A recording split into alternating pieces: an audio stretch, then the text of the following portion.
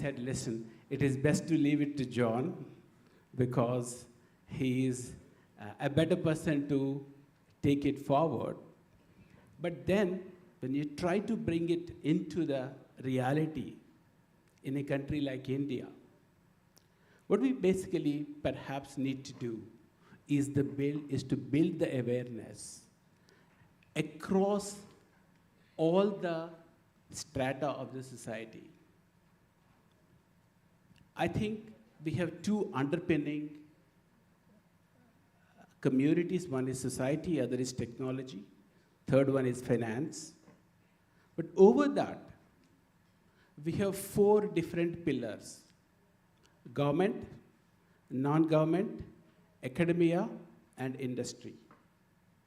If we can somehow cohesively bring in these four pillars and make this as an underlying concept that people need to really start working on, that itself is the first principle that I think we must have made a huge amount of progress if we can bring it to the awareness levels. Where I'm coming from, for example, you talk to any one of the audiences, people will say, India is a developing country. Now we talk about a few $1 trillion of GDP.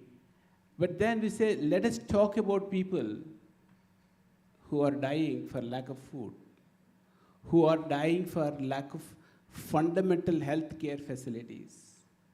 At this juncture, to bring in a non-human life, which is, according to me, the so important thing. If a person has to live, I was told that there are about 37 trillion bacteria in our tummy that makes us live. The human biome is similar to the one that we talk about, the interspecies that we are talking about.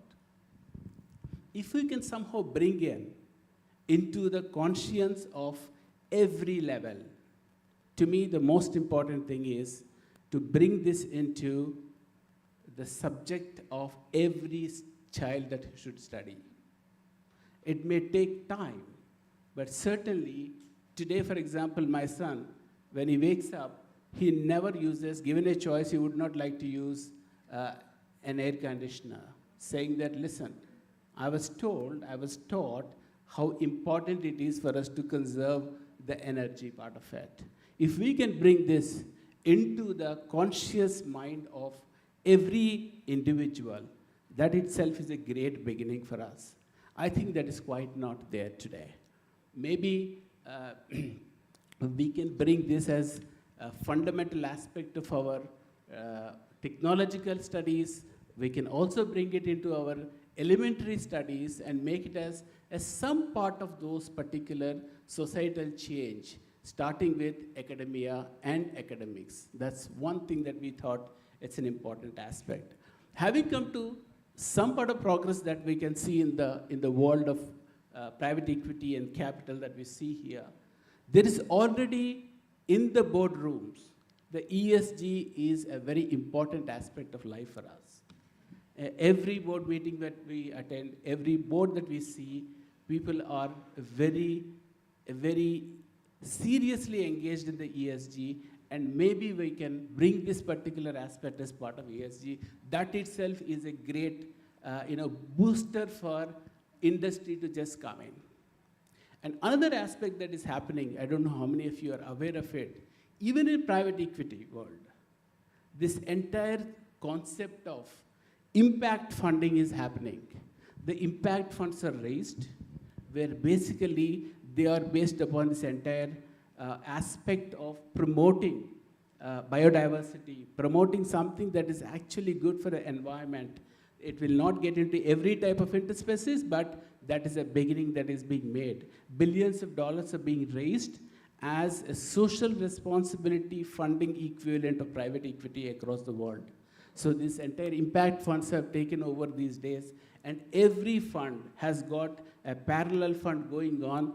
It could be a small or it could be a big fund, and that's something that is happening as we talk in the world of financing. So bringing the awareness right at the level of whether it is an educational, educating the child, or at the college level, or at the tertiary levels, even in terms of the corporate life. I think that is a great idea for all of us to actually bring that in. I think I will leave it there. We'll discuss about other topics in terms of how the technology can help, how blockchains can help, how AI can help, how we can actually start looking at the stock taking and taking those fundamental interventions that needs to be done at a later stage, but I think I'll leave it there and give it over to my co-panelist. Hi, Tanuj. Thank you. Tanuj, I know you're working in the... Can you hear me now? Yeah. You're in the AI space. So I'd like to ask you, how are technologies like cloud computing, AI, how can they be implemented in a project like this? How do you see it intertwining, and do we already have the tools, and can it be quickly implemented? Thank you, Kaushik. First, a few things. Jonathan, I've read your paper. I couldn't attend your session, but I wanted to be part of this event because of the idea. My panelist, Mr., thank you for sort of offering to support something like this. This is rare to hear in the first place. Kaushik, your presentation, honestly, really good, and I wanted to catch you after.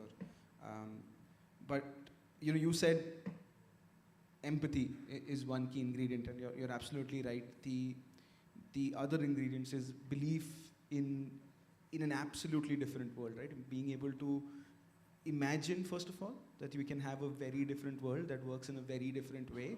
Most people can't get past that barrier, right? To tell somebody that an elephant owns $1 million, for example, if this were to come true, and therefore you can't, and this is their land and you can't do this, sounds absurd, right, to a lot of people. I hope it sounds absurd to you. It should, because the idea is that only people who are truly maniacal about a different kind of future and therefore are passionate and driven by it and will work on it, will be able to create such a world. The other thing, the good news that I wanted to deliver is that all of you are sitting in a country where crazy ideas like this have come true more often than not, especially in these areas of technology. You mentioned in passing Aadhaar, UPI, a bunch of things that I've had the privilege of being able to work on the last few years, and every time, even UPI, right? The fun story is that the banks and RBI didn't want to do it, right? They said, this is, why are you doing this? Who has mobiles? Who uses smartphones? Who's going to pay? Today, it's hard to get an auto and pay them in cash. They don't. They're like, sir, do you not have Google Pay? Right? Like they're telling you. So, and if it sounds far-fetched to you, these futures, but the word that I like to believe in is it's near-fetched, right? It's the possibility is there. The technologies are all there. We have to figure out the finances, like Bala was saying, the incentives for the people to do it, the marketing and understanding and education for people, why it's important. And we have the tools to do all of this. It just takes a few people like the ones sitting in the audience, each with diverse strengths, with governments, with people from civil society, technologists, economists, to just come together and figure out, based on their own deep expertise, how this new future world, what will it look like, and then work backwards to how can we get there. So we joke, right, when we build these things, we joke that we are basically plumbers. So what we call the India stack, ID, payments, data, etc. We're essentially digital plumbers. We're just building pipes. We're just building pipes to allow systems that don't talk to each other, people that don't talk to each other, to talk to each other, to understand each other. Therefore, and so, to be very specific around what roles these technologies could play, I really think the problem is not that the technology is not good enough to do something yet. I think it is, number one, as a concept, we've been taking from the environment, we've been taking natural resources, we've been taking land away from not thinking that this planet belongs to more than just us. And these concepts, right, we can codify. So money itself is abstract. It's a piece of paper at the end of your pocket. It's a number on a screen in a bank account. That these are all imagined things. But again, can we come up with such an abstraction first that works, right, and that has the incentives around it to make it work? And if we can, then I think the technology really is not the stopping or the bottleneck here. And again, like I want to emphasize, if anyone can do it, is this country, right? And if anybody has reasons to do it also, like the Western Ghats, like the minister said, it's us. We have this wealth. We are also the youngest nation, right? And we will peak our working age population while the rest of the world is getting old. We are a place where our population will be able to support. We have that demographic dividend coming up. We will peak in population in about 10 years, working age population, sorry to be specific, which means that we have the energy, the skills, everything we need to get bold missions going, whereas other countries may not, right? So that's the good news, that if there's anybody who can do it, who has a history in doing it, is doing us. How do we do it? I think we all still need to figure out a little bit of details, and I'm hoping that we can take a small step forward today.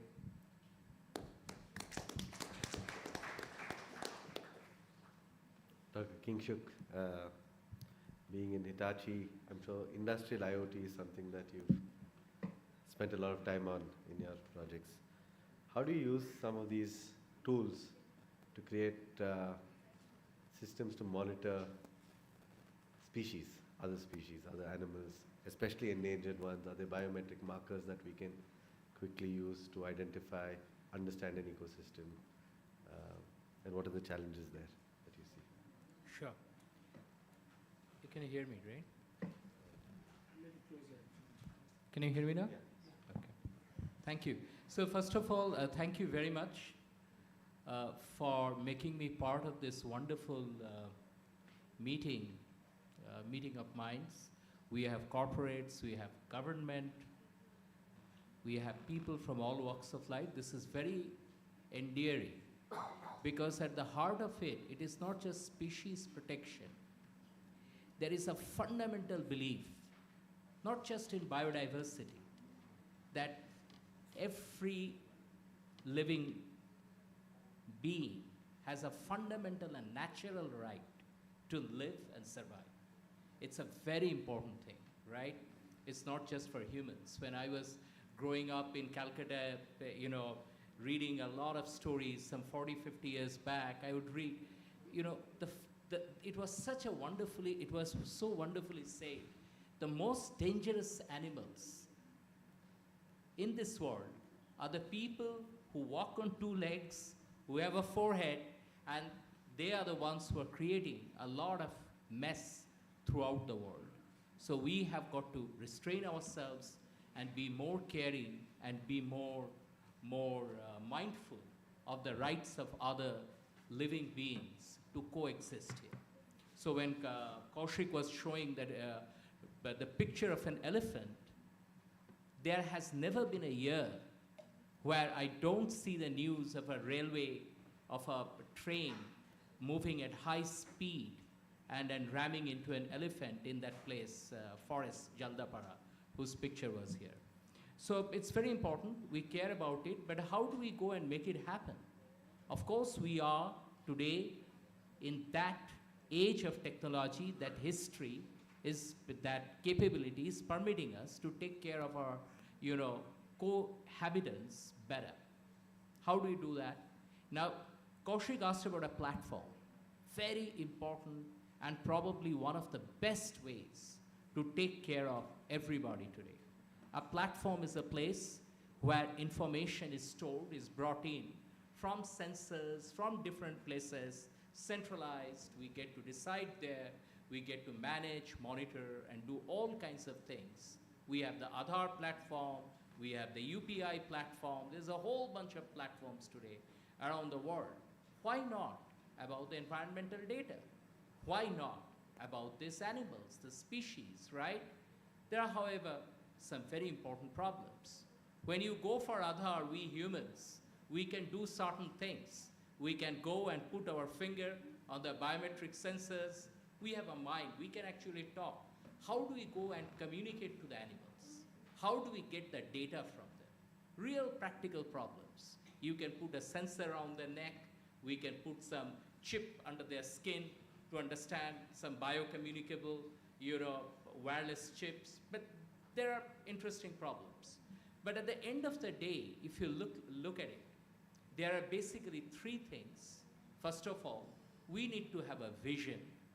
How do we go and collect data from the edges, bring it to the platform, manage, monitor, and again, bring the insights back to those animals, back to that environment for better welfare. Second thing is, we need computation.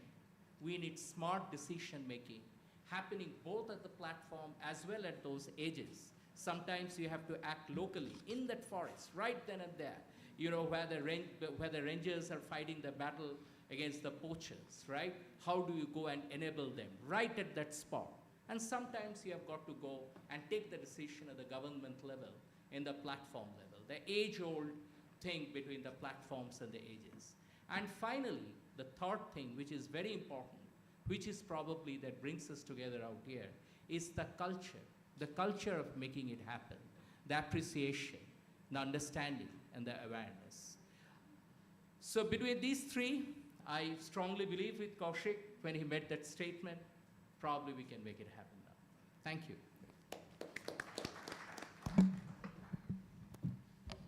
Samir, Hi, can you you're hear me? living and breathing a lot of this. I know, so I'd love to hear your thoughts on where we are, challenges, the idea. So thanks for inviting me over, and thanks, Minister, for promising a lot of interaction and support. I'll take you up on it at some point. So at the foundation, we've been dealing with this question of what are our levers? I mean, we are at a point, and we've heard this through the day, we are at a point where this is not a future problem, right? Especially in 2023, it's not a future problem at all. 2022, I think, is when we flipped a switch on this, right? It is a train wreck in motion, right? And the sooner we realize it, the better off we'll all be for it. How many people in the room are 30 or below?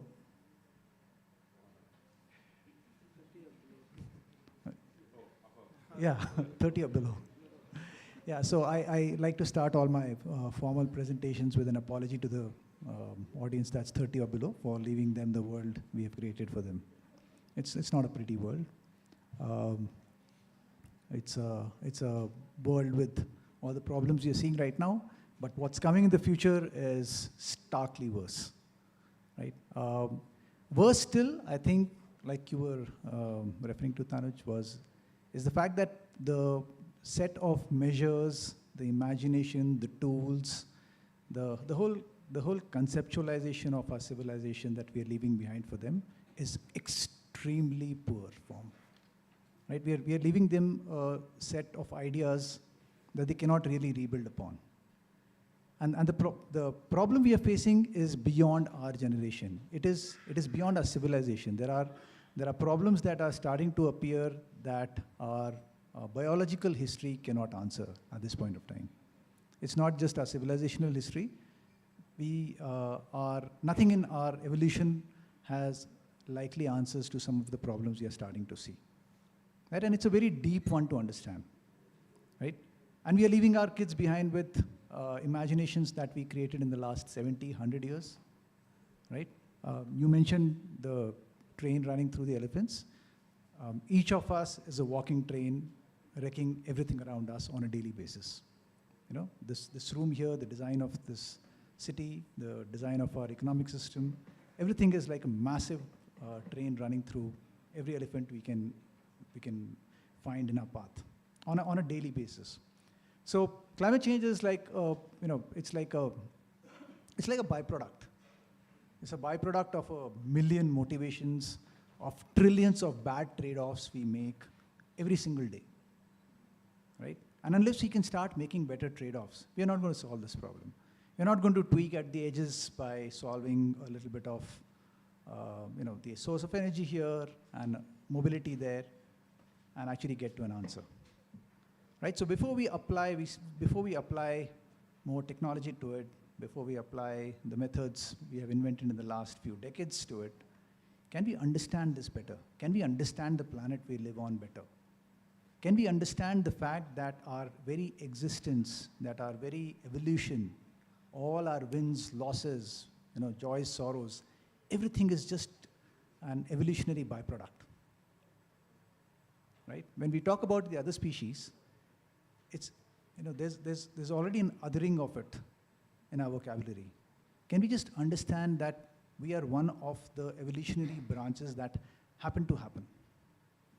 And everything we do, everything we like, dislike, get, not get, is a byproduct of this. And when we speak in terms of, for instance, circularity, when we speak in terms of sustainability, it's about acknowledging this byproductness of everything we do. Today we want products, we have this notion of a culmination of our species, evolutionary culmination, technological culmination. We think of it as an endpoint. But we have to, circularity is basically acknowledging that there is a next point from here on. And for everything that we invent, for everything that we create, if there is a consumer down the chain, right, it is already circular. Whether it's the water cycle, whether it's the carbon cycle or nitrogen cycle, or all the 350,000 different materials that we produce. There are absolutely zero consumers for that on the planet right now. Right? We leave everything in a state of finality. Nothing in the nature, nothing in the natural cycles actually work with that concept. So I think it's important to understand this. It's important to understand a very simple notion of emergence. We think in terms of linear systems right now. It's very important. Nothing in our education, in our governance, in our corporate planning, ESG included right now, acknowledges the idea of emergent systems, of complex systems at this point of time. We almost shun complexity. The real world is complex, whether we like it or not. So I think it's important to acknowledge this before we start to apply edits to it. Somebody mentioned that our gut bacteria is extremely complex. We have, I think, marked about 20% of it. 80% of it is in the realm of the unknown. The interactions between all of the things in our gut are even worse understood. It's the same thing in the soil, it's the same thing. I mean, yes, we can come up with a model for the planet, but do we even know about it? Do we understand all the variables in it? These variables are in dynamic equilibrium. Right? By the time you create model X, you've already moved to nx.1 and nx.2. So I think it's important to understand how these systems work. Emergent systems try to apply base principles to it. So models which apply, which acknowledge emergence, which work on the principles rather than hard outcomes, and are able to deal with the planet in all its glorious diversity and beauty out there, which varies dramatically, like every few kilometers. Right? We cannot really top down our way through this one. Right? We'll be history very, very soon. Like there are the worst case scenarios. We heard about the EMOC from Leo a little while ago. It's not a pretty picture that's emerging from this. So I think before we apply digital tools, monetary tools, and so on and so forth, we need to acknowledge that our very existence is a very tiny annuity on this huge capital that exists in the ecology out there. And we're not going to be able to represent it using a fraction of that annuity. So all our models that take a fraction of everything in our monetary system and try to represent the ecology as part of this are essentially fundamentally mathematically impossible. Right? There is no economic model in the world that can actually represent nature. So we have to think harder about our relationship with this before we start to do this.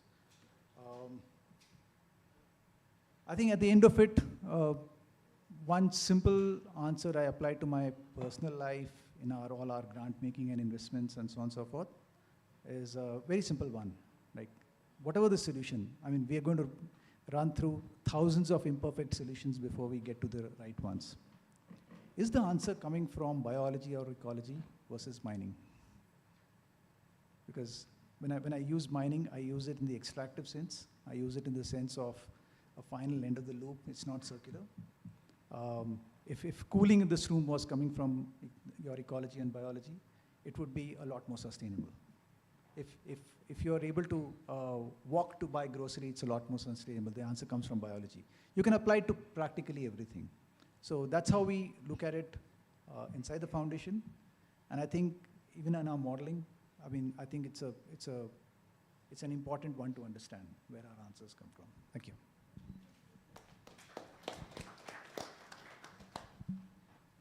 Jonathan, you've got an Okay, interesting panel who can give you wings to get this project up. Oh, so many good points. I mean, complexity issue, I think you're absolutely right. But I would say that nature has already thought about that question very profoundly, which is why we have Bayesian inference in our brains, you know. I mean, if we actually had to absorb all the information that was in this room, you know, our minds couldn't contain that. So I think there is, I think we don't want to be too defeatist towards nature and actually just say, look, if we apply a kind of Bayesian inference approach to other species, obviously we're not going to learn all of that in its entirety, but we might be able to have a model which is more effective for our decision making and particularly for those other species. Minister, I might, Minister, I will, in my previous career, I used to work for The Economist newspaper, so a lot of my life was putting politicians on the spot. So I think there's another angle here, which is the position of Bangalore and of the state in the world, right? So I think there's an opportunity here for Bangalore to actually plant a flag in the sand, you know, to run out and say, you know, we are a rapidly growing city, really one of the 3 or 4 leaders in technology on the planet. You know, if you think about Palo Alto, you think about Shenzhen, but Bangalore is in that category.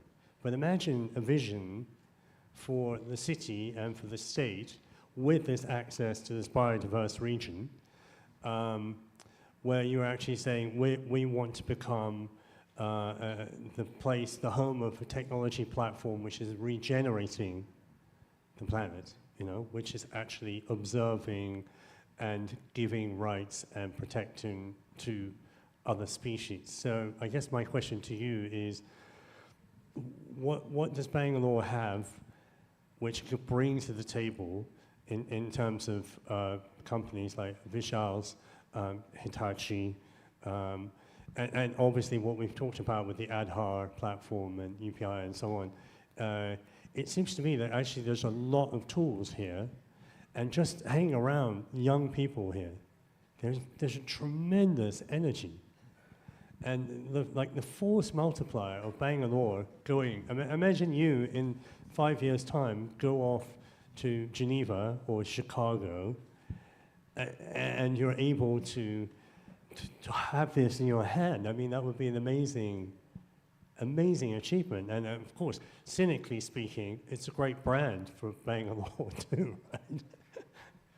So I guess it's kind of an open-ended question of like, what can the city and the state bring to bear in this space, knowing that it's a long journey? Oh, well, as you rightly pointed out, we are probably one of the fastest growing cities. And it's imperative that we lead from the front as well. We are the world's 4th largest technology cluster. And whatever experiment that has to happen in any vertical, it should happen in Karnataka and Bangalore is what I personally feel, and I think we should drive it. Because one, we have a very robust IT and biotechnology policy. So whatever we just spoke about, any technology intervention that is required is already covered under our policy, number one.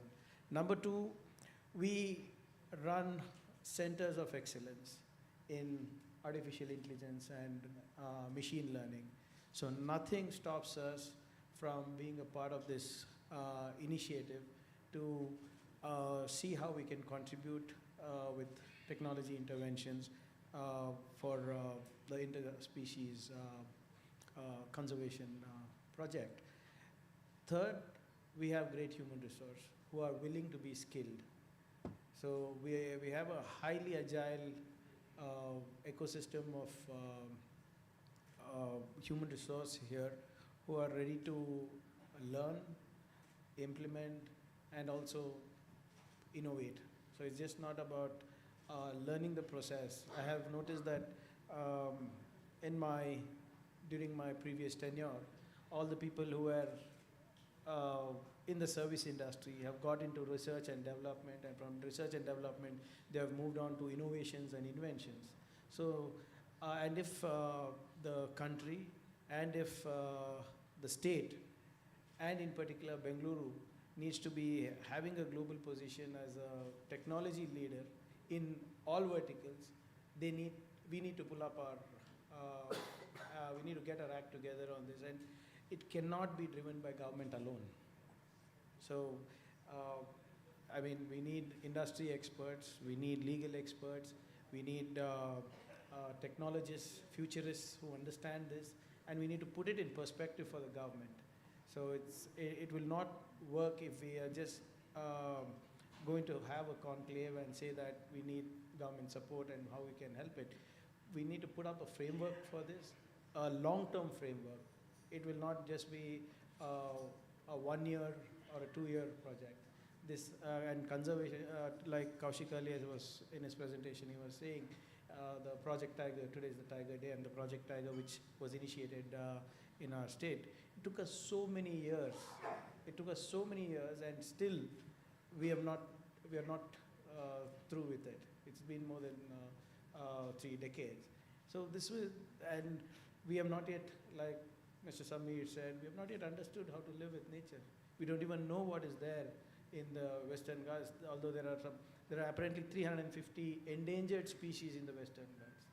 350 endangered, and we don't even know how many more are there. So we need to understand all these things. And if you want us to understand these things, we need to sit together, brainstorm, get this into a framework. And once the framework is ready, trust me, the government will be more than happy to evolve out a policy along with the stakeholders. And I think that is where we should start.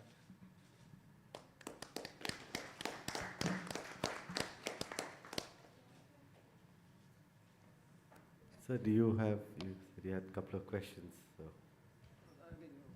So I thought I'll keep it for later. I'm sorry if I looked rude while you were talking. I was typing where I didn't have a notepad, so I was taking notes. Because like I said earlier, I'm just here to learn. I'm just trying to figure out how we can work together. Like earlier, Mr. Leo Saldana was saying that our policies don't work well enough. And I mean, irrespective of which government is at helm of affairs, policies always play catch up to technology. Whether it's conservation or whether it's artificial intelligence, any government across the world, even now I believe European Union and the European countries are coming up with a regulatory policy for AI, whereas AI is already way, way ahead of whatever any country is actually thinking about. So one thing is policy making is always playing catch up to technologies or what conservation ideas are there. So we need to scale up, we need to engage more to understand this better. So because I'll give you a classic example. So Mr. Samir was speaking on circularity. So I also hold the portfolio for rural development and Panchayat Raj, where this conservation is not a culture at all. I mean, I come from a rural constituency, and it's not a culture in the panchayats. We generate huge number of waste, and nothing is segregated, nothing is recycled, nothing is brought back to the economy or not brought back to the ecosystem in one form or the other. So recently we had this circular economy conclave just a couple of weeks back. And that's when I realized that we are heading to a disaster, economic disaster at the village level. Forget the grasslands, forget the Western Ghats and everything. So, but I did not, although it would be great to have a policy. Now, if I had to sit and make a policy, it is going to take me not less than 6 months. I have to go to and fro with the stakeholders, with the governments, with the panchayats. So, if I need to bring this as a culture, and if I need to bring awareness on this, and if I need to encourage and stimulate the ecosystem, the quickest thing, the band-aid solution that we have thought about is we are going to start a rural, a circular economy lab, wherein we will incubate startups that are into circular economy. We will encourage ideas that will help conserve economy, help conserve environment at the village level. And until and unless we make this as a part of our culture through a bill or through a framework, it will not work. So the idea of telling you this is that we need to come up with solutions sooner. The bills will wait, the framework can wait. Now coming to the interspecies conclave that we are all talking about, like I told earlier, our biotechnology policy already has scope for this technology intervention. And trust me, we are not the experts. I'm hoping I'm sitting again amongst the experts. So you need to do some hand-holding for the government. Tell me what exactly you require. Tell me, Priyank, this is what we expect from the government. This is what we expect from the Department of Forest. This is what we expect from the Department of IT. This is what we expect from a Center of Excellence from you. I will get it done as long as it's well within the legal framework. That's my job as a representative from the government. But before that, when you see the government, any government always panics. When you come up with some big ideas, big numbers, sir, you're extremely aware of how things work. So what we need to do is create an awareness first, like you mentioned earlier, sir. I mean, it's not about interspecies money. I see that coming in later. But how the extinction of a species affects the existence of mankind itself is something that we need to create this awareness on. So the other day I was having, when Mr. Sundarraju called me last week and we were having a chat on this. So he was telling me how the population of the bees in America have reduced drastically, and that has affected cross-pollination, which has a cascading effect on the horticulture, and that in turn has a direct effect on the farmers, in turn having a direct hit on the economy. So if we do not create awareness on how these small pieces of the puzzle, if they don't fit in, how this entire thing can collapse. If that awareness is not created, sir, I think it becomes extremely difficult for us to move, because governments generally, whether it's the central government or whether it's the state government or whether it's the British government or any other government, they come up with legislations and they come up with rules only when two people should panic, either the citizens or the government itself. So until and unless we create this awareness of how important this is and how it is probably some kind of existential crisis or emergency, I don't think this will work. So first, if we can work together, we are more than happy to support you on creating this awareness in the first place. Let us try to localize things. Let us try to keep it in the state perspective or the Indian context, so that it's easier for us to get the government's attention and, of course, their help. And what can, from the government of Karnataka, this is something that I think Kaushik has been prodding me to say, so that's why he's asking, would you like to have some more questions, or would you like? So we have something called within the Department of Information Technology, we have a Global Innovation Alliance, where we have more than 30 countries who are our partners. So this Global Innovation Alliance gives us enough elbow room to talk to them on this project. So so like you said, why only Bengaluru? Let's get the entire ecosystem right here to work, the world ecosystem to work from Bengaluru. I'm sure a lot of our global Innovation Alliance members, more than 30 countries who are our partners, strategic partners for innovations, will be more than happy to be a part of this. So I would be more than happy to, on behalf of the Conclave, have a closed door meeting or arrange a meeting for this idea to be floated amongst them and for us to get partners roped in as well. Number two, we have something called the Bengaluru Tech Summit, which is probably Asia's biggest tech summit, where we have people from right across the globe participating. Let's put this on center stage. I would love it if one of you would come and be a keynote speaker and try to put this conversation across to a larger audience. I think once it comes across to a larger audience, I think the conversations start. Once the conversations start, there'll be questions, there'll be answers, then probably if everything fits well, there might be a framework also in place. And thirdly, you're using technology. So although our biotech policy has the right fit in this, so does our information technology policy also. So we already run centers of excellence in artificial intelligence, in machine learning. We run centers of excellence in biosciences, life sciences. I'm sure that this can, and also like I mentioned earlier, in our budget we want to have a pandemic preparedness center of excellence as well.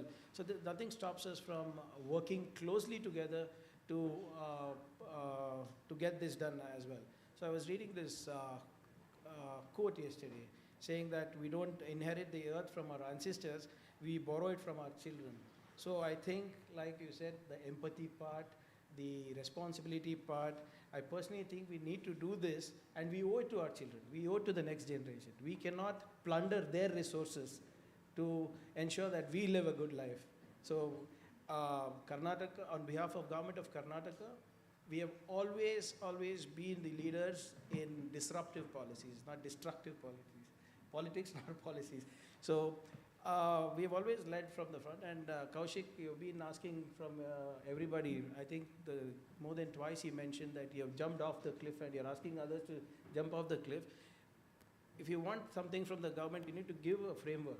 So give us a framework to jump off the cliff. We'll be jumping off the cliff. So until that happens, nothing moves. So what I would request by panelists as well, since all of you here are deeply entrenched in this project, is if we can have a smaller session group along with the government formally, where we can figure out each one's roles and responsibilities and your expectations from the government. And I'm sure that I will be able to get the rest of my colleagues, my cabinet colleagues also on board to have this figured out. But nothing stops us from going the whole 9 yards for this, to do our bit to conserve the future. So I think I spoke too much, so, but I think I've covered most of the things that the government, from the government perspective.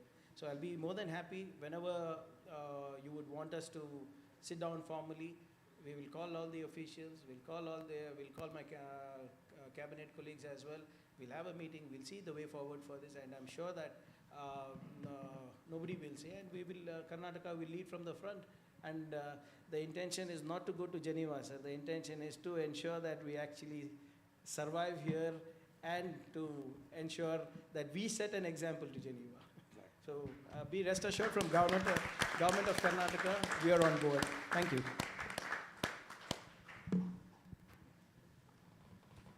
Thank you. In the paucity of time, this minister has to leave. I'd like to. No, I just want to congratulate. Please go ahead. Just say that, sir. We'll Thank get you. the No, that's very encouraging, right? And like you said, we need local solutions. One quick thing that as give with livelihoods, and I do completely agree. I think one very good starting point for all of this is that you yourself mentioned that people don't understand the cascading effects and things that are going wrong. in your very unique position in this, both IT and BT, you could, sir, look at maybe a framework of governance data. There's a lot of data that the government generates as a natural byproduct of doing its work. But the way that this data, and a lot of it is shared also, but the way it is shared and sometimes in PDF, sometimes printout, sometimes notices, in many ways, this hinders our best scientists and minds in a lot of ways to even getting to the stating the problem.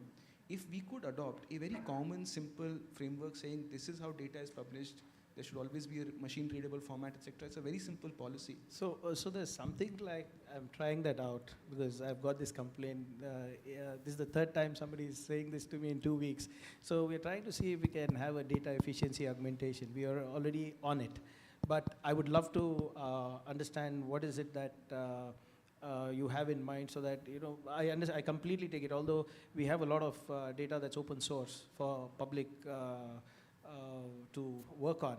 But if you think the methodology is not right, if you think that the presentation is not right, which is going to give, because every policy is made on this data. So if I'm giving wrong data, I'm also getting in the wrong policies. So if there's any thoughts that you have around, please feel free to reach out. I'll be more than happy to do a course correction on that. Thank you so much. Thank you. Thank you, Sri Kaushik Raju, for anchoring the discussion. The interspecies money movement aims to accurately allocate funds to non-human life forms and weigh their preferences in the continuity of life. With the support of government and industry, a framework can be established where the community's actions to protect endangered species are rewarded, leading to sustainable biodiversity conservation and community development. I kindly request Sri Kaushik Raju to give a memento to our Honorable Minister, Sri Priyank Kharge.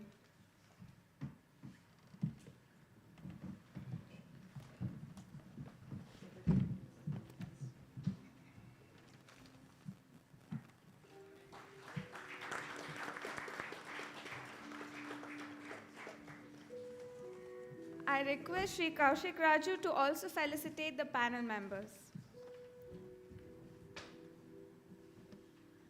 Vishal Dupar, Bala Malladi, Tanuj Bojwani, Kingshuk Banerjee,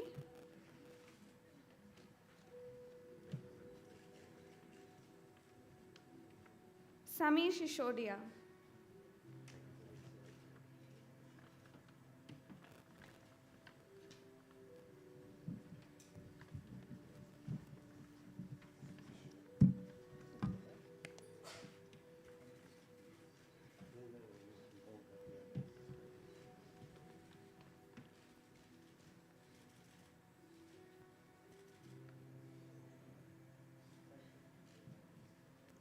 Thank you. Thank you, Sri Kaushik Raju.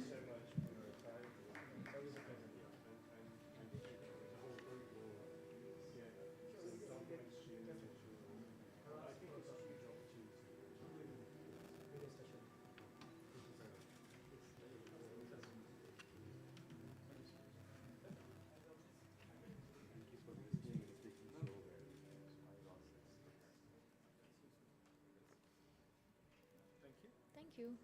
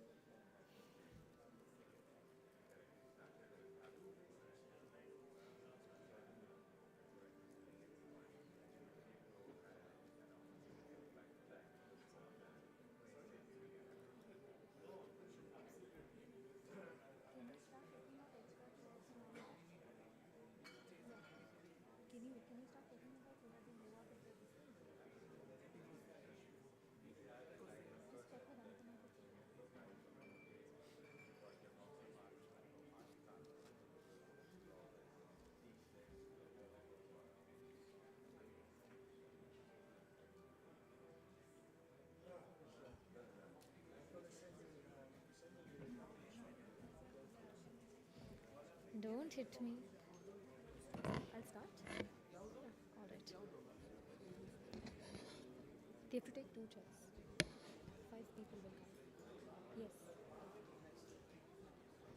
The next panel discussion seeks to delve into the intersection of technology and conservation, examining the innovative solutions and tools that can be harnessed to safeguard biodiversity and address environmental challenges.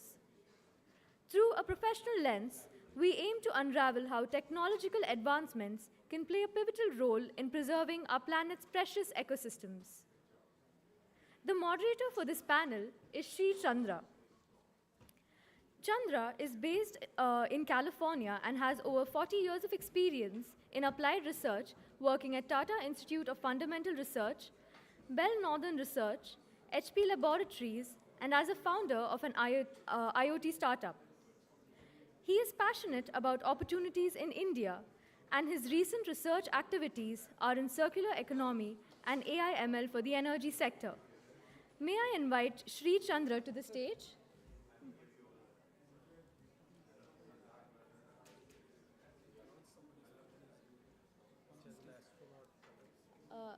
We've found a phone at backstage. It has an astronaut as the back case. If it is anyone, please come and collect it. Yeah.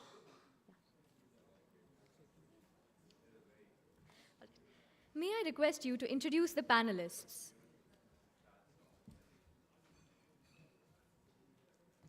Hi, I'm Chandra Venkatraman.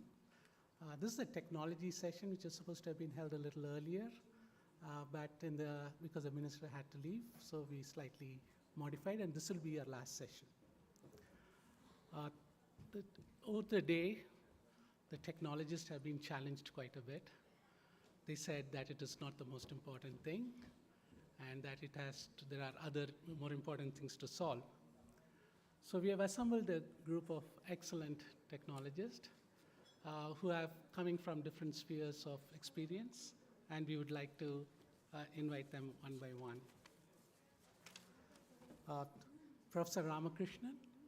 Professor Ramakrishnan is at the Electrical Engineering Department at Indian Institute of Science. He received his PhD in bioengineering and MTech in electrical engineering from Indian Institute of Science, Chennai.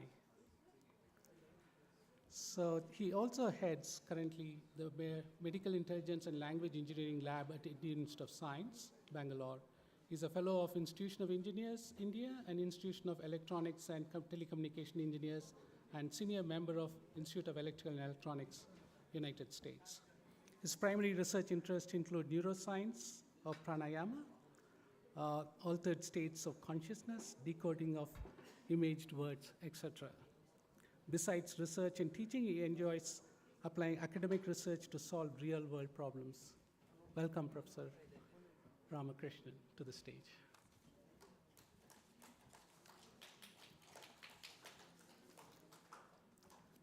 Next, we have Mahesh Kumar Jain. Mahesh is a co-founder and chairman of Integra Group of Companies. He's led Integra's effort in building award-winning products and services in multiple market segments, ranging from banking, imaging, mobile technologies, education, financial institution. He's currently focused on building technologies to build accessibility gap with several initiatives in financial inclusion and e-governance. He's also been associated with education, carbon, and green plantation societies for many years, and he's a co-founder of a few organizations in the space. Kindly welcome Mahesh Kumar Jain.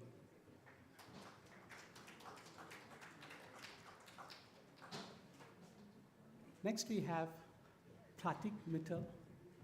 Pratik is an experienced analytics executive with proven track record over 20 years in highly effective and strategic consulting. Pratik has driven strategy, implementation, adaptation of large-scale analytics-driven transformation initiatives across diverse set of industries and organizations in an international and Indian context. A hands-on data scientist with an unique ability to ideate around common analytics vision to drive change. Currently, he leads the analytics and AI, ML research and consulting at Hitachi India R&D. Mechanical engineering training graduate from IIT, Bombay, and an MBA from ISB Hyderabad. Kindly welcome Pratik Mittal.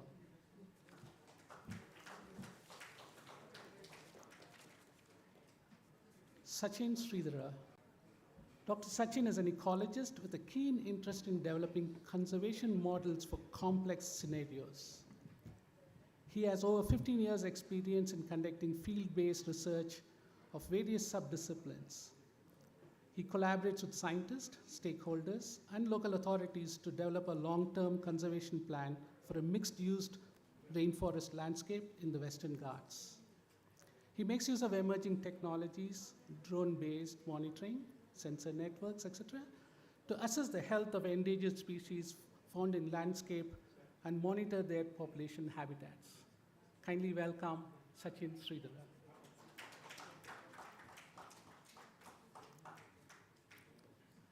And finally, we have Sumit Arora. So Sumit Arora is a non-profit leader with a strong technology background working towards scaling the impact of conservation programs at the Center for Wildlife Studies.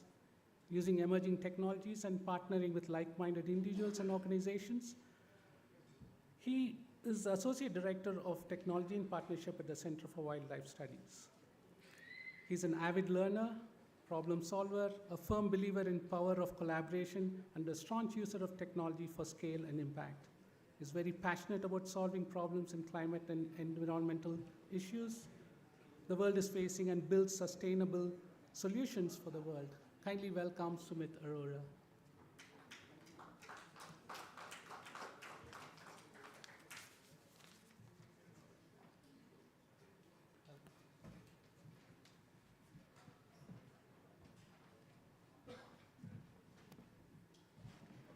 Thank you all for joining the last session today. Throughout the day, we heard a lot about technology. Sorry about that. Throughout the day, we heard a lot about the interspecies and the challenges and how we need to address. And the technology concept came over and over again. In many ways, it was also said that that's not the right place to start. But I truly believe it is a technology that is going to accelerate or make a lot of things possible. It is a technology such as internet that has changed the way we travel, we book our travel, we shop, we interact with each other, and we also search and even learn. So technology can make a difference to solve problems. So problems that took many years to solve today with new advanced technologies, we can even accelerate the development to reach the goal that this whole session has been set up. Today, we are very lucky to have a number of interesting panelists. What I would like to do is give each of them a little time to introduce and talk about their passion in the context of what we have discussed today. Over to you. Cool, thank you. Happy to be here and being the first one to speak in the panel. Just a note before I actually talk about myself is like the last panel discussion that was happening and this panel discussion also, both the panel discussions are being driven by men. I think there has to be a women representation in these panels also. So having the inclusion is very important. Having said that, I think the interspecies movement is something that is very creative. I'm also, like others from technology background, I've spent a lot of years in developing large-scale technologies and working with the governments and other stuff. But when I entered the space of conservation, which was around 2.5 years ago, the first thing that I wanted to do was build a large platform for species. And then when I went into the conservation space a little more deeper and deeper and deeper, and it's not as simple as you make it for humans. Because the end product of your end user of your product essentially is humans when it comes to human technology. But here there is no user for the technology. The animals cannot use your technology. So it is something that has to be done in a different way. And like Chandra was mentioning, technology has been making a lot of things easier. How do you make conservation easier is what the discussion should be. in this interspecies conservation also, and not like how harmful the technology can be or how derogatory it can be. But it has to be, we have to find a way to make conservation simpler, easier, more effective, and that can happen only through technology. And this is what I'm saying when coming from the technology background.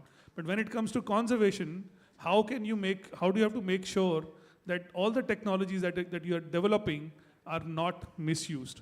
So the role of conservationists, people on the ground, the policymakers becomes very heavy. So I think while every panel discussion that has happened so far mentioned technology in one or the other way, today we'll talk very staunchly about how technology can make that happen. So thank you. Yeah, and thanks, Chandra, for the questions and having invite us here. So when I heard about the topic interspecies money, initially I was a bit confused. What are they talking about and what is the context?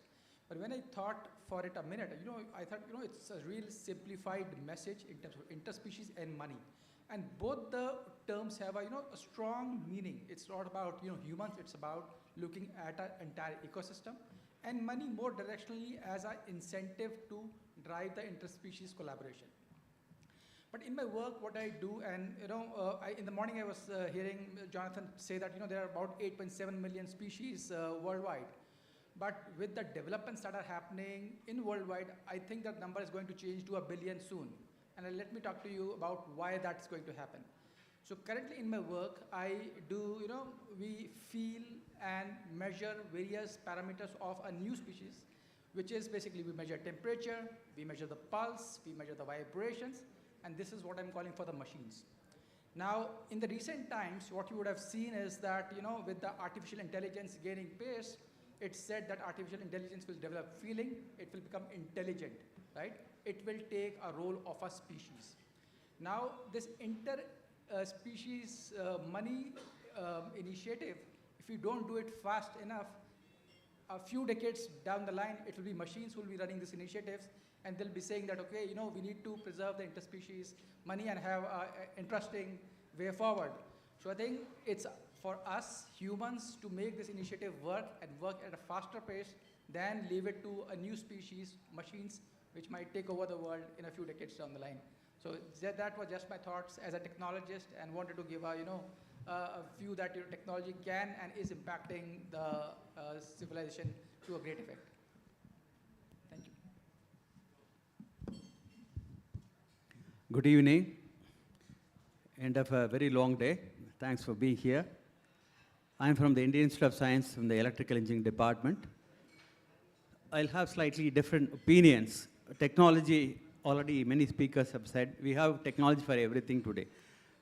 During COVID, we saw that, when everything came to a standstill, people still got educated through internet and, video calls and so on. So we have, once we decide as a humanity, as a group, to do something, technology will never be a barrier. We have enough technology to do anything and everything. But there are other things that we need to look at. See, now somebody mentioned in the morning, one of the panels, that there is no representation for the actual group of people who are living with the animals, the rural community and so on. So that is my real concern. All of us may talk and may think something, but there is absolutely zero contact between those people, the common man and whatever is going on here. How many people will know? I myself did not know anything about interspecies money before I was invited for this. So it's very, very important. Many people talked about creating awareness. I feel the awareness has to start in the school level. Why? Because there you can reach everybody. Rest of it, it's very difficult to get, this conference may have 100 or 150 people. How many conferences you will have to reach everybody? Whereas if the syllabus is changed, like the minister said in the morning, we can reach the whole of humanity. And in the previous panel, one of the members said that man is the most dangerous animal. Of all these 10 million species, ours is the only species which organizes itself as a group and goes and attacks another part of the same species and kills it. No other species does it. So we are really ultimately dangerous species. So first we need to change our consciousness to preserve ourselves. And then we need to change our consciousness to preserve the nature which supports us. So I feel very, very, very strongly that unless we transform school education to involve this and many other things, there is no real solution. We can have all this technology and all that, but it will not make a much difference, because the minister also said either the people should be afraid or the government should be afraid, otherwise there won't be even policy. So instead of afraid, it could be a new realization at the humanity level. And I already said technology has no objectives at all. Technology has no consciousness. Technology it's just an enabler. Whatever we want to do, we can use the technology. And how to collect data and all that, I don't think it's... see, we are able to get data of 130 crore people per Aadhaar, and similar for UPA and so on. So we have all the technology, all the databases, and whatever we want, everything is there. Maybe, remote areas, we should put drones, and, we are able to collect samples from moon. So I don't think it's a difficult thing to collect samples of species from whatever dark corners of the forest. And then I feel DNA may be the best way to, code these different species, because DNA, in my opinion, is basically a code. It is how you order those 4 different molecules, and that's all, everything is there in that.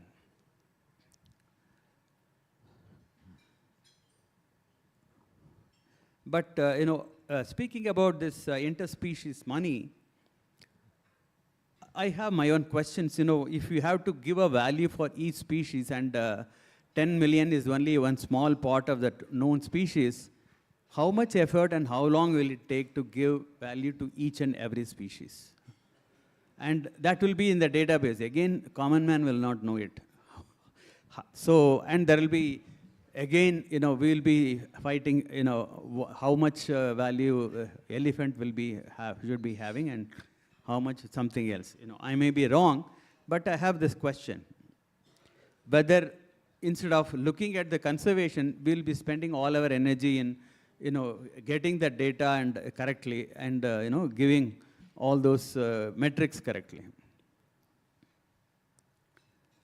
So like I said in the morning, in one of my questions, we learned that when we stop our so-called destructive development, I call it destructive development, because at some point we need to stop demanding more and more facilities, more and more energy, more and more facilities, because if that is there, there is no possibility of conservation at all. We need to really start thinking, what do we really need as humanity? So, coming back to COVID, when we stopped doing whatever we are normally doing, nature automatically came back to its pristine purity. In fact, I wrote an article that this is teaching us what is there in meditation. Our Shastra says that our basic this thing of consciousness of humanity is also very pure. But we are involved in so many other things, and in meditation you stop doing all things, and then you can go back to your basic purity. So the same thing for the preservation of this thing. So we need to look at what all we are doing as humanity and what we should stop or reduce to be able to get a better approach towards preservation of this thing. And there was in this article on this, it says biodiversity is high where people are poor. I differ from that. Biodiversity is high because those people are living ecocentrically. Like I said, our humanity now, the way we are organized, everything is egocentric. When you study, what is economics? Economics, the purpose of doing business is to make profit. At what cost? At any cost. That's not said. But I feel we need to redefine economics as, providing products for what is needed for the humanity, ensuring ecological diversity and preservation and so on.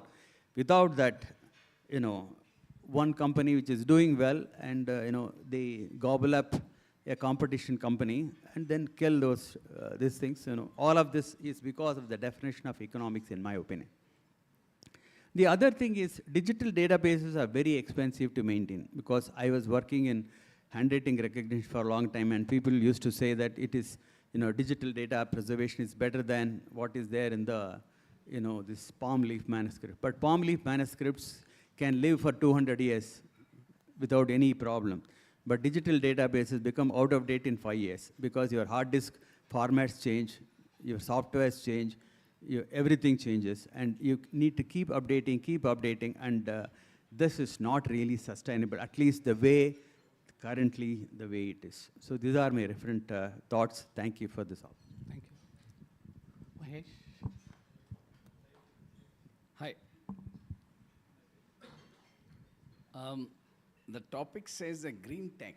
So you're referring to the green technology and the navigation for future of conservation. So let me be on the topic stating that there are two aspects of that. Conservation meaning you want to retain the environment in its own state, and how technology or the green technology can help achieve it. That's a key topic, if I understand. In my opinion, the technology does only one thing, that is lowering the cost of doing something, right?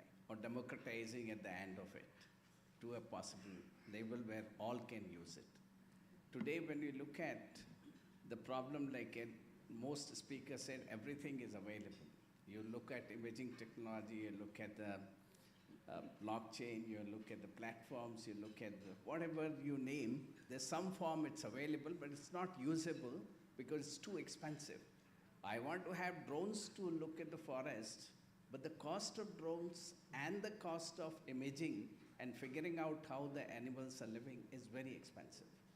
So when we are referring this, we are saying that can the technology be democratized? I mean, can it democratize my conservation efforts?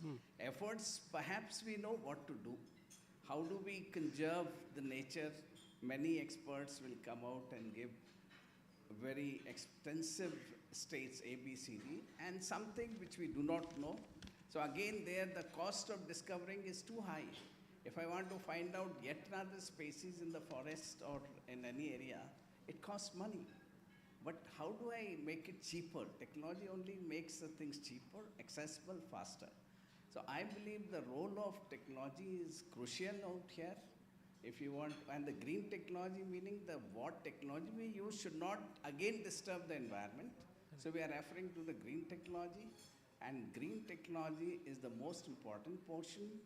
And we must try to invest and build such that the cost comes down. If the cost comes down, then things will work.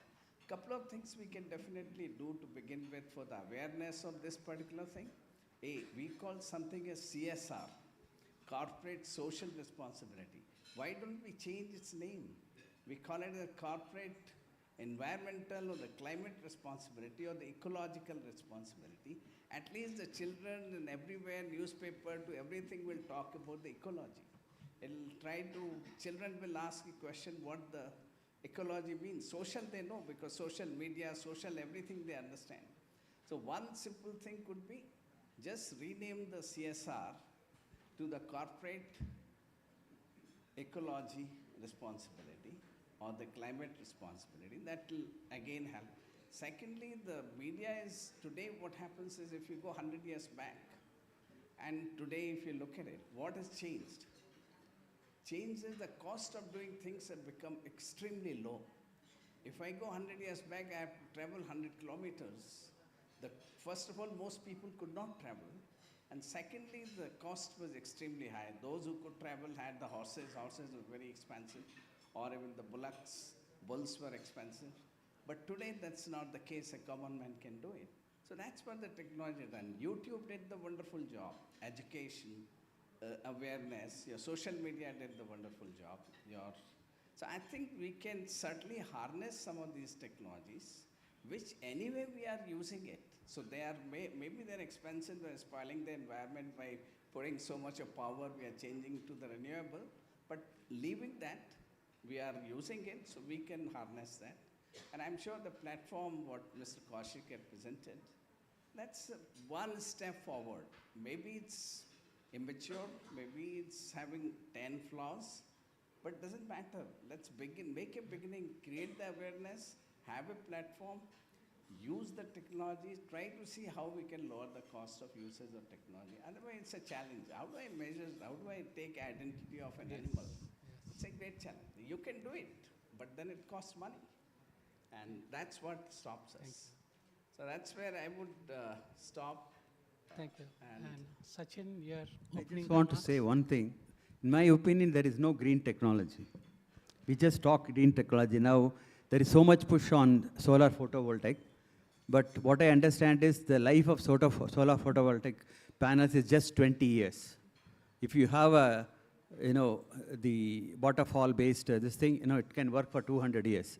But after 20 years, all these panels have to be disposed of, and we still don't have any technology for recycling electronics. Thank you. Thanks for having me here.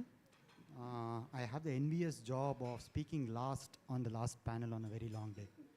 So thank you everyone for staying back, even if it is just for the snacks. I appreciate that. The flip side, the advantage is much of what has to be said has already been. So I have very little to add, thankfully. Let me paint a very doom and gloom picture, because that's what the data is projecting again and again. I agree largely with the sentiments of most people that I think technology is a means to an end and not the end itself. I think we must be very clear about that. We have X pieces of technology, let's put it together and make something happen, is probably not the way we should be going. And data suggests that this has not worked time and again. The word disruption keeps being used repeatedly when we talk about technology. The first planetary scale disruption we had was the Industrial Revolution. The word revolution is built into it. I'm still unsure what it was revolutionizing. But today we are facing the seeds of that revolution. Much of the destruction that John has outlined in his paper is a direct fallout of what followed from the Industrial Revolution. Was it really the kind of disruption that we want? I will leave it to you to decide. I think disruption has often been used in the same way, be it the advancement in technology such as internet. Yes, it has brought communities closer, but it has also created isolated communities. The flat earth community has never been bigger than it is today, because they could speak to one another through the internet. So definitely technology has its flip sides, and because it has its positives, we shouldn't be sugarcoating it. So I am kind of undermining the technology world myself. But having said that, I will do say that it has a role in kind of facilitating some of these things, provided we have collectively and in a democratic way, as much as is possible, agreed to develop some solutions and agreed what the problem is to begin with. And I think that's where the technology comes in, not perhaps before this. Or maybe technology can facilitate this process even, but not posed to be a solution even before we understand what the problems are and what the ideas are. I mean, take the example of this conclave. We are debating the ideas of one person, John, with all due respect. But I'm sure ideas like these are there everywhere. Are they also going to get their time in the sun or not? And I think technology should be playing that role initially at least. So also another word of caution that comes to me is, it seems like the levers are already set in place to go along with the interspecies movement as it has been envisioned. I hope that there are more conversations that happen, be it tech or ethics or conservation itself, before we go. So, having said that, I think the global south, as we now call it, is often a place where experiments are done for various reasons.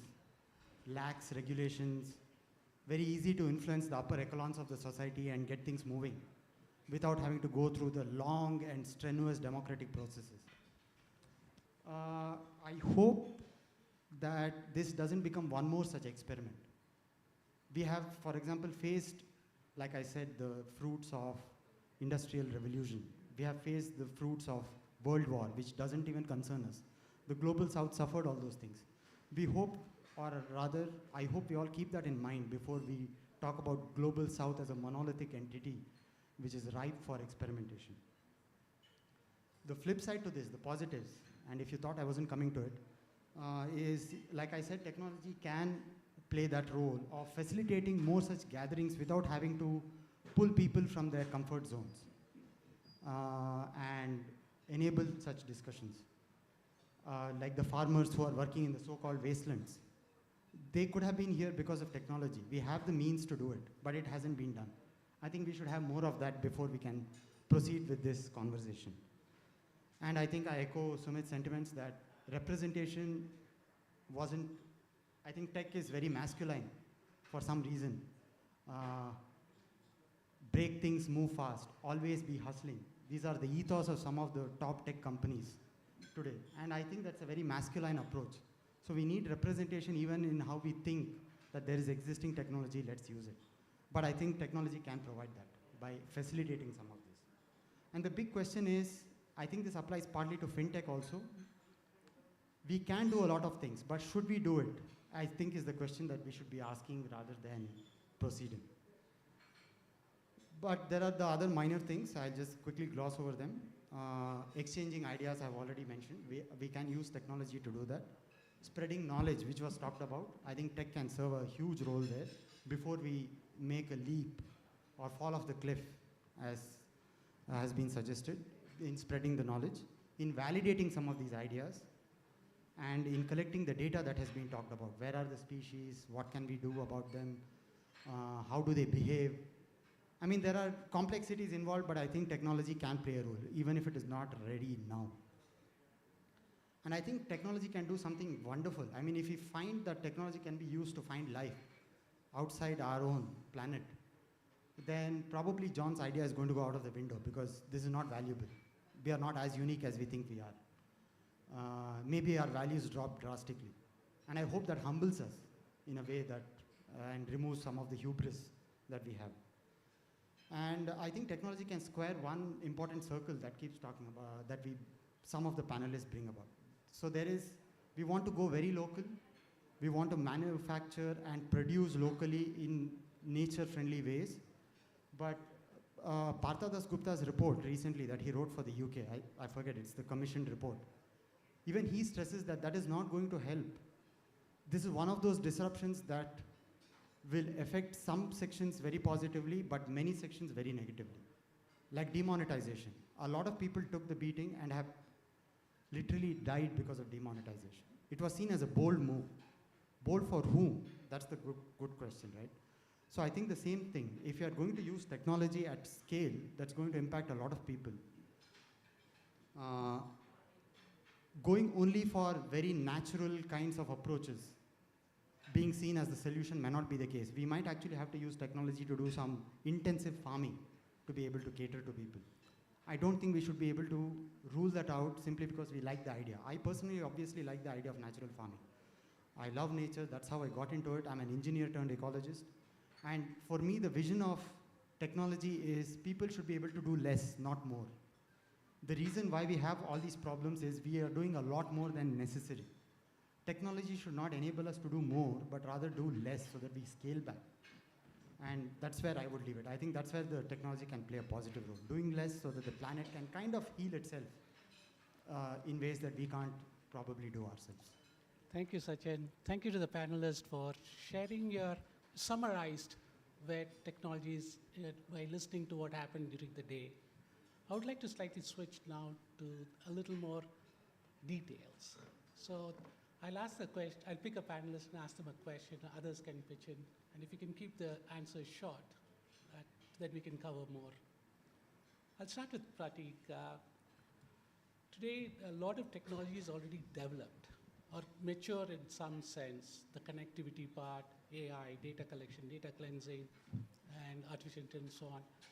To what level of these technologies can be applied to the problem that we were discussing today, where there are a large number of species, large number of instances of those species, the So to what extent can existing technology be used?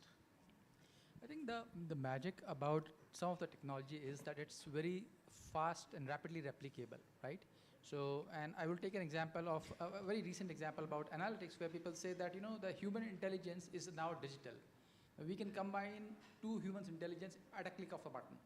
Now, at the same, taking the same thought, you know, if you're looking about this interspecies money and a platform that can merge, mix data, that's the easiest thing to do, right? And everyone said that what is the problem to solve? How do we solve that? How do we align the incentives is a bigger challenge, but getting the data together, getting the compute together, that's, I guess, the easier part, and I think we should be able to solve that.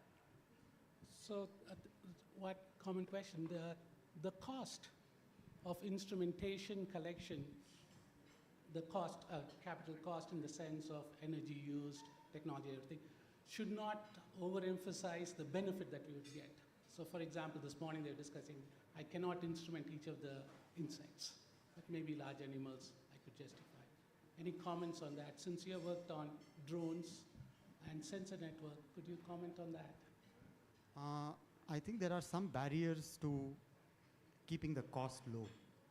So despite us thinking of Bangalore as, you know, the tech hub, we are very good when it comes to software, but hardware still remains an impediment. So the make in India, when it happens in the hardware sector, it's typically assembled in India. We don't make the chips, we have to import them. We don't make them fast, even if we do. We don't make some of the simple PCBs, the printed circuit boards on which these chips sit. That will be one of the barriers. And I think the patent regime and all that makes transfer of technology a little bit more challenging than it would be. You know, unless things move on to the open source platform, where Indians can easily pick and choose these and develop them, make them better, we are going to face some difficulties. But the software side of things, obviously we are right up there. Hardware will be a huge challenge that we have to surmount. Do you see a big role for drone-based data collection for tracking species and the other related challenges? Theoretically, yes, but I think scaling up would mean that it has to be locally made. Otherwise, we have to import them. They are quite expensive for the kinds of applications that we want to do. And to make them, like I said, we have these impediments that we will have to overcome.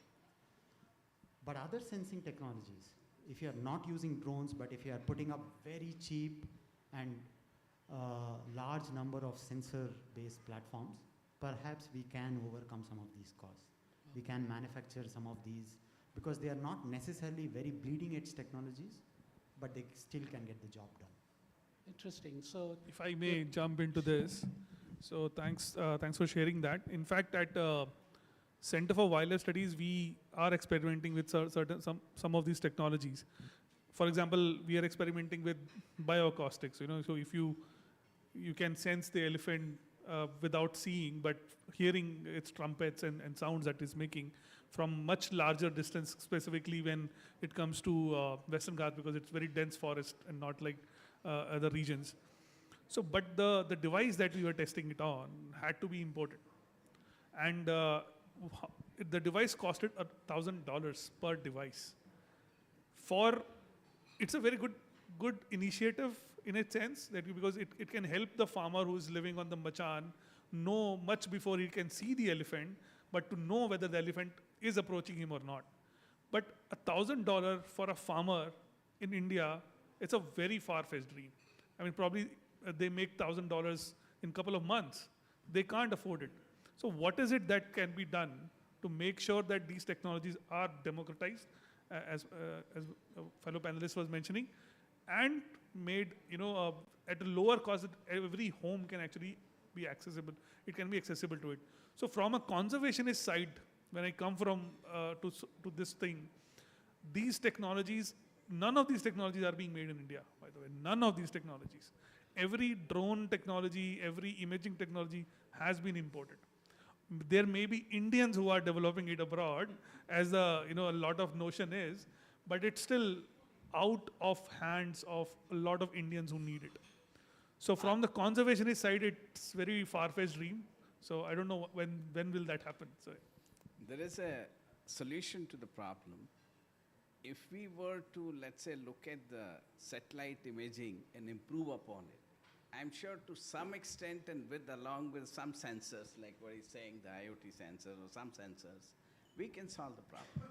Because satellite side, we are not that badly behind, and we can lower the cost significantly. So that could be perhaps a The solution. remote sensing via satellite is Pardon me? remote sensing via satellite is well used, and I think we should exploit it. So I'm from not the a scientist conservationist in side, that this will area, again but be. I doubt whether satellites can reach small insects. Oh, yeah. No, Not a I small mean, insects, You know, but That's that's obvious. number one. And Indian economy is going now. We are number 5 or whatever, and we are supposed to increase. So we may be able to import whether it is drones or sensors. Both we have to import, rightly said. But my problem with the IoT and sensors is they say you just throw it and then get the signal. But how long? What is the life? We are just polluting the whole earth, and you can't recover them. I feel drone is better. At least it will come back, and if you have interest, and someday we develop a proper technology to recycle those electronics, we can. Yeah. But simply throwing this thing in, especially in dense forests and all that, I am sure many of these ecologists will not agree with that. Yeah, good. Sumit, now we have the data. We collected the data. We brought it to the cloud. Pratik talked about a way to store it, organize it. You talked about misuse of data. What is that we can do? What did we learn so far that these data can not be misused, that it's used for the right purposes? I think we need to draw the parallel for this data to human data. So whatever data these companies collect from our cell phone usage, from our social media usage, we are so against it. Why? Because it hinges our privacy. They can know what we are eating, they can know what we are spending on, what we are wearing, all through that technology, and this privacy is a concern. Same thing goes back to the animals as well. So what is their privacy will be if we are looking at their nightlives, looking at their eating, and how they are eating, how they are behaving. So a lot of these things, just by observing, okay, for a scientist it makes sense, but for a poacher it makes more sense because he will derive economic value from it. So a lot of these technology, the data that we have, has to be in very strong guardrails of policy. The way we have GDPR for human data, all the other guardrails that we have put. Even if we are we humans now have Aadhaar as digital identity, but again it was being misused by, as one of the panelists in previous panels mentioned. So what is it that, what kind of guardrails that we need, what kind of involvement from local communities we need, so that they can provide us data, and we also not provide this data to everybody who can misuse it. So who can have access to this data? What is it that, what data can be put as an open source, what can not be put as open source? A lot of these discussions have to happen, and they have to happen fast. The AI, when the ChatGPT came in, everybody got scared because the kind of data it can process, the kind of conversation it can have. And now there is an AI policy, AI regulatory policy. Very fast it has come, before ChatGPT took over the world.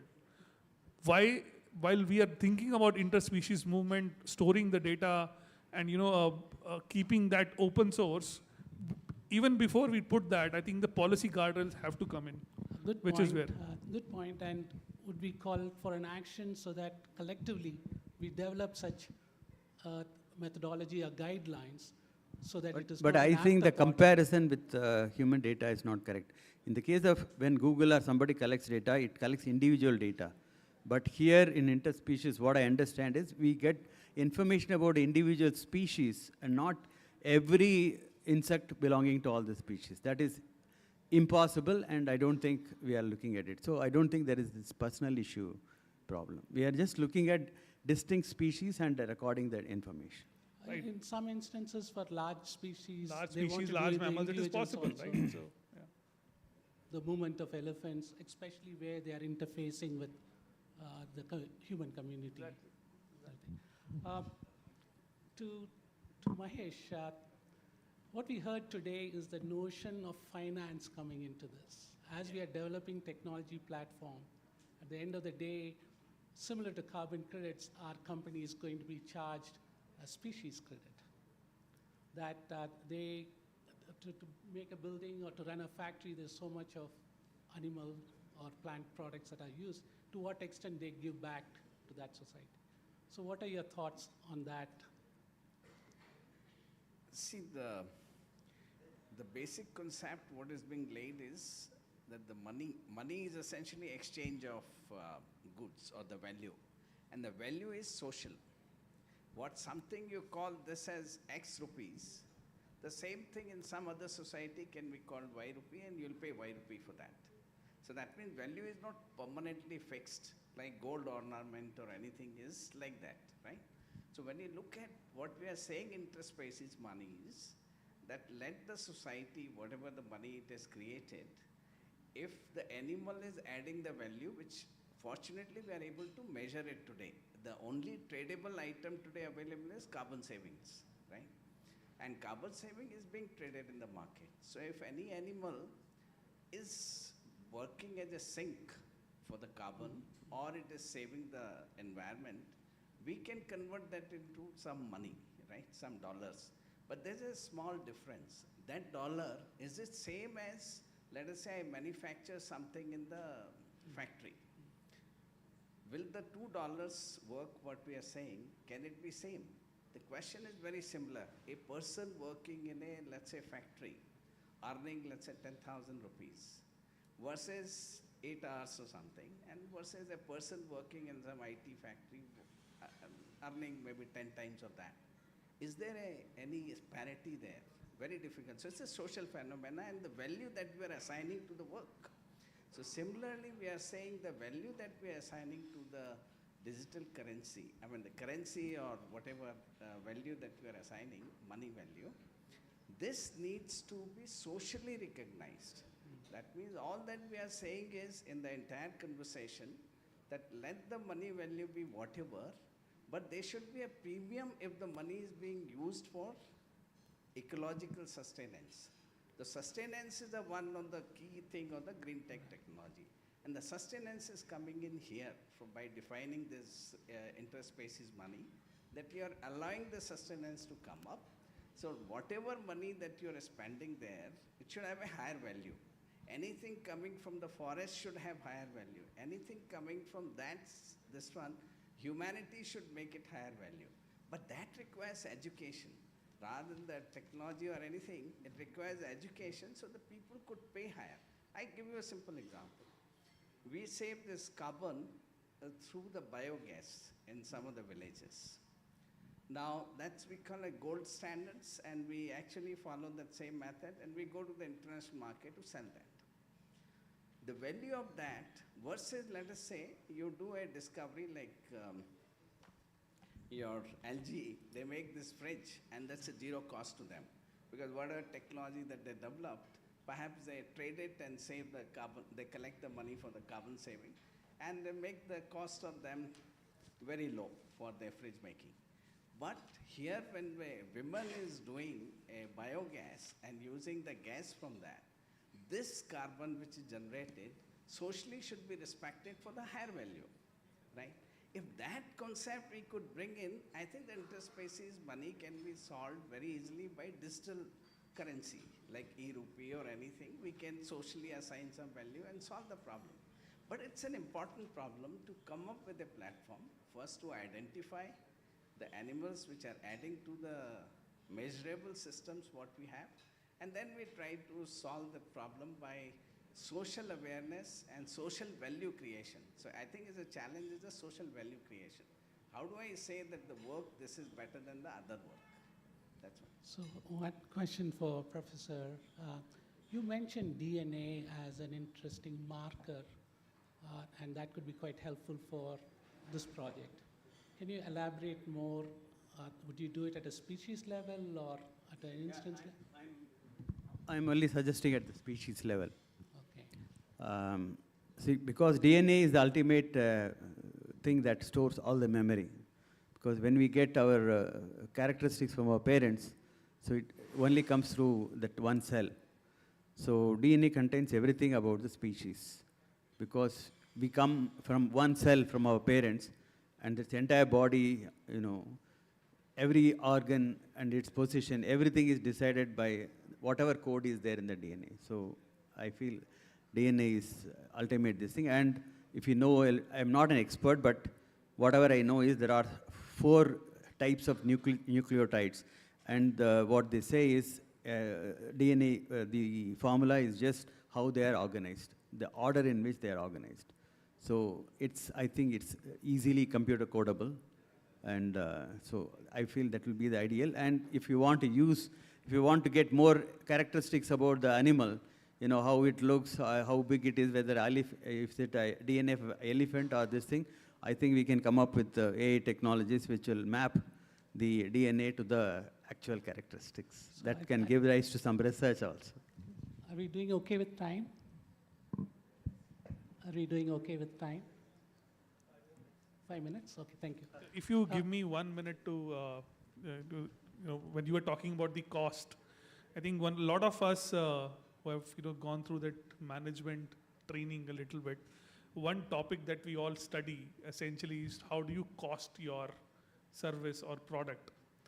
And I think this is where we all strive to make whatever service or goods or product that we are trying to make is as expensive as possible, in attention to how much value it is bringing to the end customer.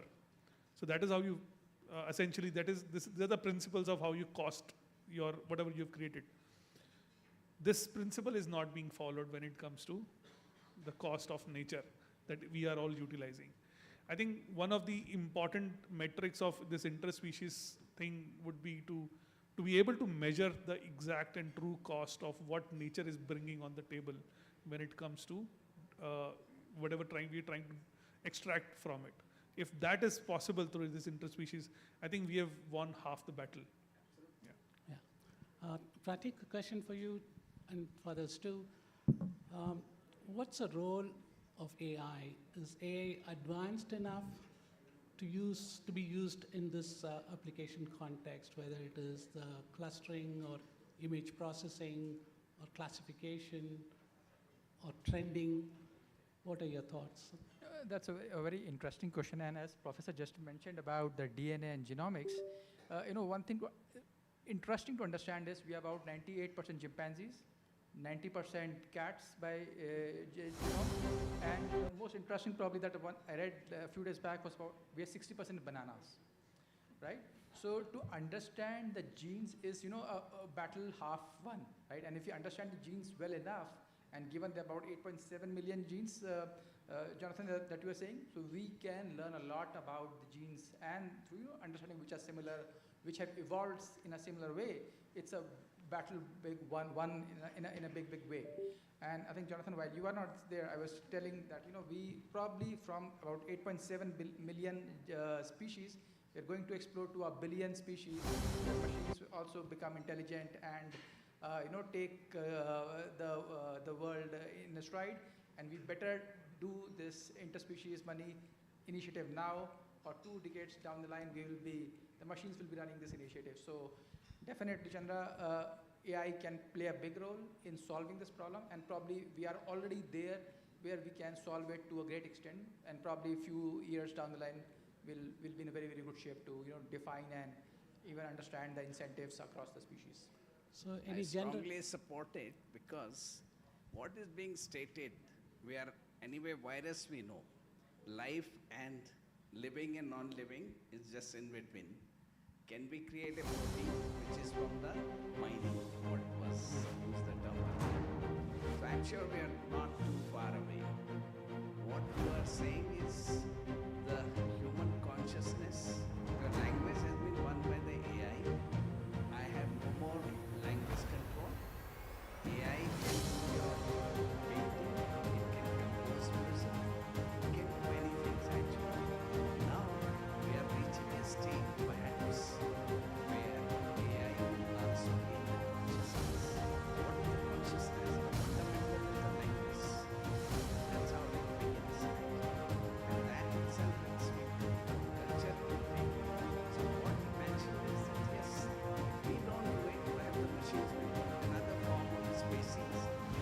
I think, where's Kaushik? Because AI can regenerate Kaushik, itself. my friend. It is learning from its own I data. think Kaushik really Regenerate, deserves a round of produce more applause because machines, and can play the none of this would be happening without him and there, his but yes, leadership. it is Obviously, a necessary wonderful to group think behind him, AI but can it always solve takes many somebody of to take up the torch, and what was costing I'm us immensely X grateful. money and Y time, we can reduce X by N times, and Y also we can reduce it. And that's it. So I think we should look at a constructive way can help us solve many problems. So, in the interest of time, one or two words on open source. Such fantastic idea. Everything should be headed that Lives, way. conservation, and audible. Can you livelihood, keep it closer? all are very important. Yeah. Yes, I think open When we source talk of is the way for nations like sustainable us. development, Knowledge should be available then we have to at every balance hierarchical stage, between and nature technology is no different. and between the Absolutely fantastical idea. human We should being also. do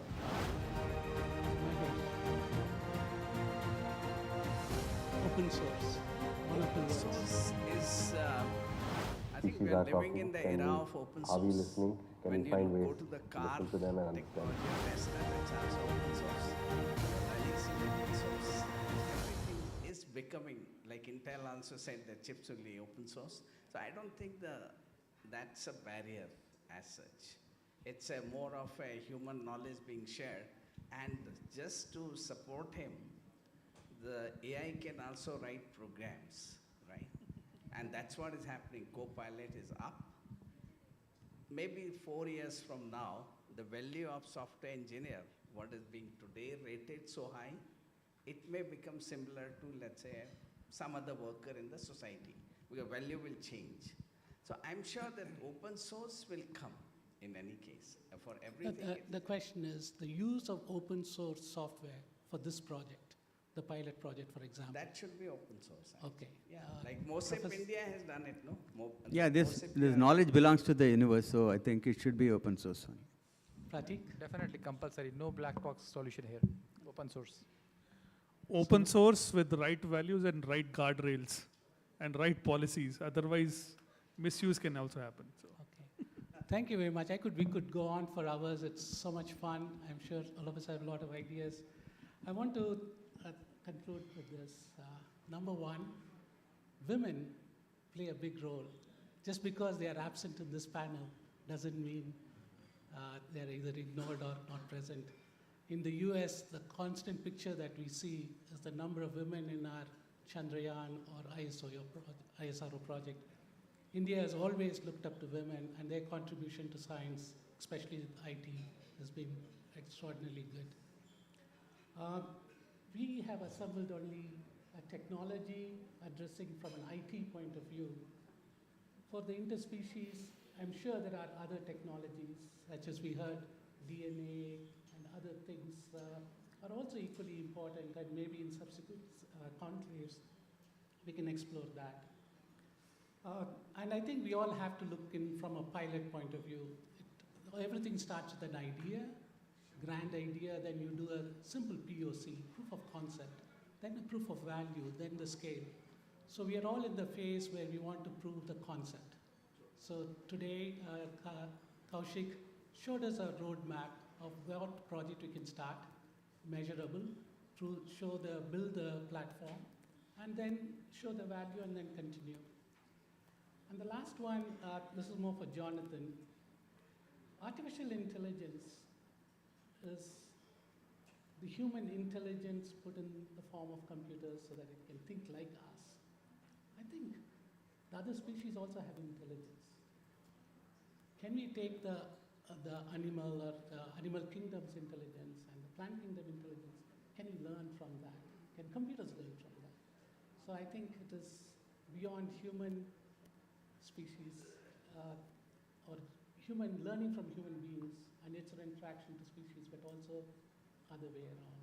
And this morning they talked about that. What does the elephant feel? Can we hear the elephant? And maybe it is not through our senses, maybe it could be through other senses.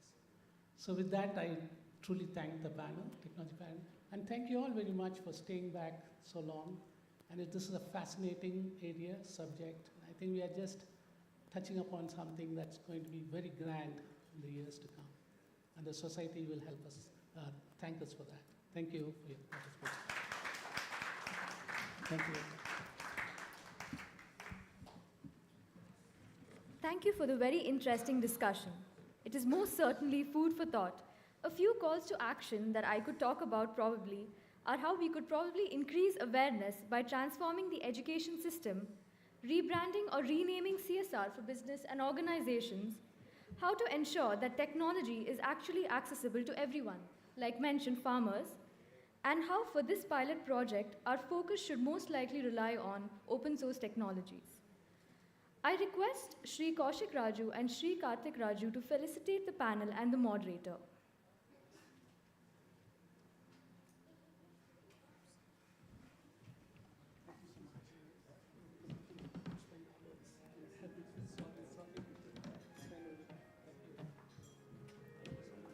Sumit Arora, Prateek Mittal, Shri Chandra, A.G. Ramakrishnan, Sachin Sridhara,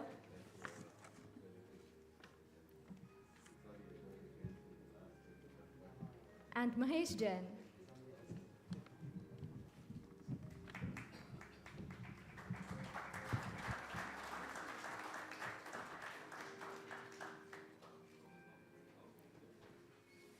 Thank you, Shri Kaushik Raju and Shri Karthik Raju.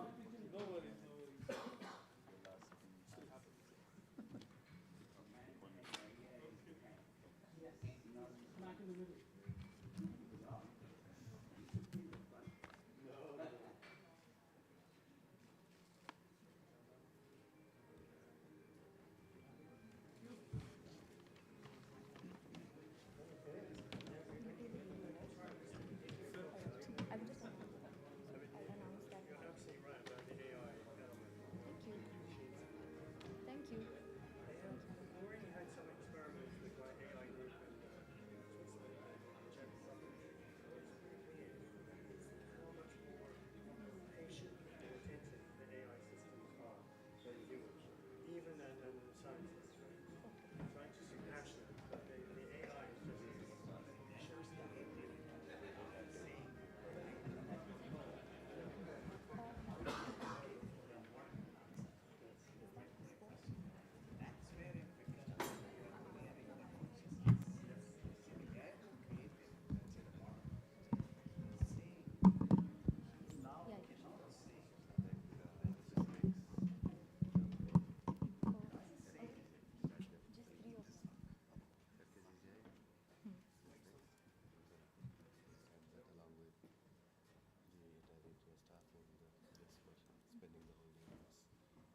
Okay.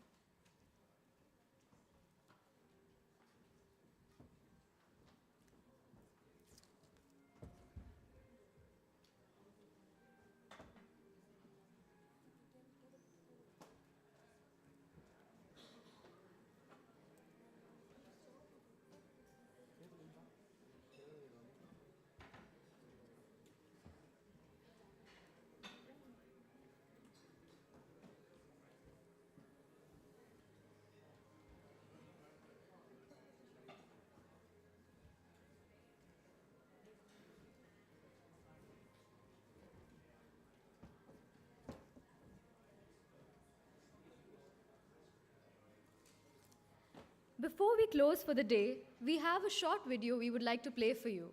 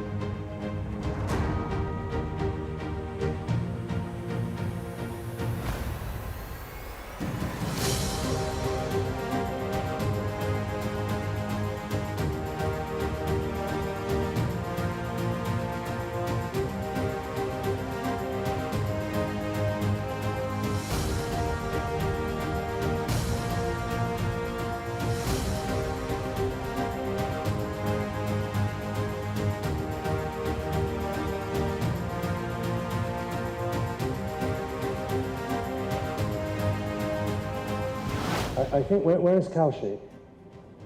Kaushik, my friend.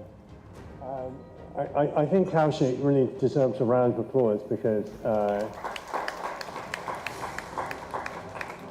none of this would be happening without him and his leadership.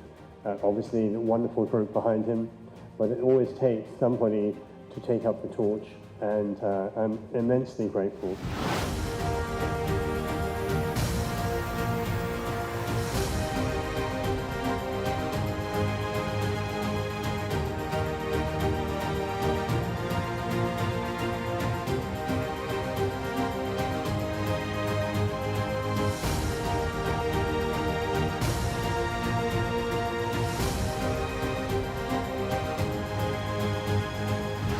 Lives, conservation and livelihood, all are very important. When we talk of sustainable development, then we have to balance between nature and between the human being also.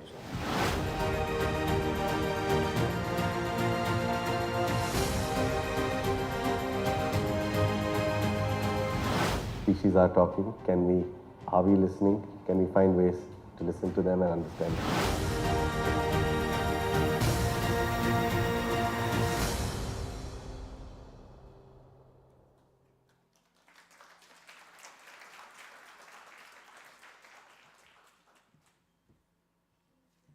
We have reached the end of a day where substantial thought and discussion has been guided towards the interspecies money movement.